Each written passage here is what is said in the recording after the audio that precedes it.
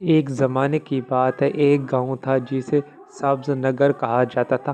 گاؤں کے لوگ خوشحال تھے، مگر گاؤں کے قریب موجود جنگل سے خوف زدہ رہتے تھے۔ کہا جاتا ہے کہ جنگل میں ایک چڑیل رہتی ہے جو رات کو گاؤں کے قریب آتی ہے اور عجیب و غریب آوازیں نکالتی ہے۔ گاؤں کے دو دوست عارف اور فہد بہت بہادر تھے۔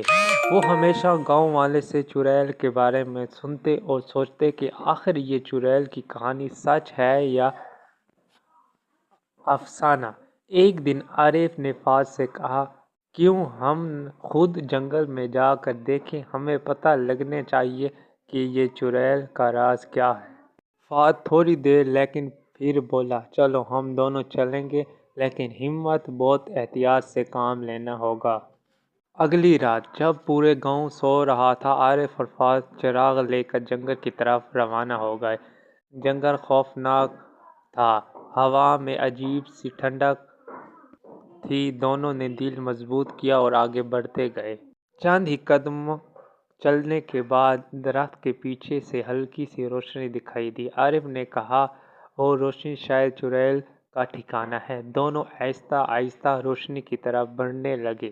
روشنی کے قریب پہنچ کر دونوں نے دیکھا کہ وہاں ایک جھونپڑی ہے۔ جھونپڑی کے اندر عجیب و غریب آوازیں آ رہی تھیں۔ چڑیل کے قریب پہنچ کر انہوں نے کھڑے ہو کر جھانکا تو انہوں نے دیکھا ایک لمبی ناک، سرخ آنکھیں اور نوکیلے دانت والی چڑیل ایک دیگ میں کچھ پکانے میں مصروف تھی۔ چڑیل بولی، کل رات میں گاؤں کے لوگوں کو ڈرانے جاؤں گی، وہ کبھی میرا راز نہیں جان سکیں گے۔ یہ سن کر عارف اور فہد کو یقین ہو گیا کہ یہ چڑیل واقعی گاؤں کو نقصان پہنچانا چاہتی ہے۔ عارف نے فہد سے کہا، ہمیں اس چڑیل کو روکنا ہوگا، لیکن ہمیں یہ بھی دیکھنا ہے کہ اس کی طاقت کا راز آخر کار کیا ہے۔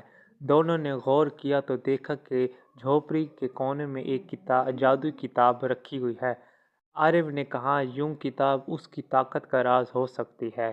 دونوں نے ایک منصوبہ بنایا۔ عارف نے جھونپڑی کے پیچھے جا کر آوازیں نکالیں تاکہ چڑیل کا دھیان ہٹ جائے۔ جیسے ہی چڑیل جھونپڑی سے باہر نکلی، عارف نے جلدی سے اندر جا کر جادوئی کتاب اٹھا لی اور دونوں بھاگتے ہوئے گاؤں واپس آ گئے۔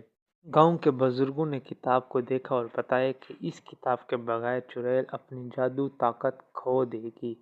انہوں نے کتاب کو جلانے کا فیصلہ کیا۔ جیسے ہی کتاب جلی، چڑیل کی تمام طاقت ختم ہو گئی اور وہ جنگل سے ہمیشہ کے لیے غائب ہو گئی۔